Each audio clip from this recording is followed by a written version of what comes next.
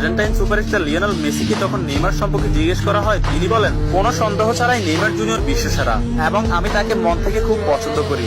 এবং Argentine midfielder Rodrigo D পল বলেছেন, যারা নেইমার জুনিয়রকে ভালোবাসে না তারা ফুটবলই বোঝে না। ফ্রান্সের বিশ্বকাপ জয়ী কিলিয়ান এমবাপ্পে বলেছেন, নেইমার শুধু ফুটবলের রাজা নয়, মহারাজাও বটে। আর্জেন্টাইন গোলকিপার ইমিলিয়ানো মার্টিনেজ বলেছেন, আমি নেইমার জুনিয়রের অনেক বড় ভক্ত।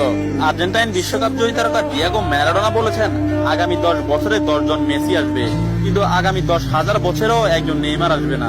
পোল্যান্ড ও বার্সেলোনা স্ট্রাইকার রবার্ট লেভানডস্কি বলেছেন, নেইমারের মতো ফুটবলার জন্ম নিতে হলে আপনাকে 100 বছর অপেক্ষা করতে হবে। তাছাড়া ইংল্যান্ডের প্রিন্স ডেভিড বেকহাম বলেছেন, আজ পর্যন্ত এমন কোন ফুটবলার আমি দেখিনি যার ভেতর নেইমারের মতো ফুটবল আইকিউ আছে, এবং ফুটবলের ক্ষেত্রে কেউই নেইমারের লেভেলের নয়, সে দুর্দান্ত। এবং আর্জেন্টাইন বিশ্বকাপ জয়ী তারকা অ্যানহেল ডি মারিয়া বলেছেন, নেইমারের সাথে যে কোনো প্লেয়ারের তুলনা করা অপরাধ।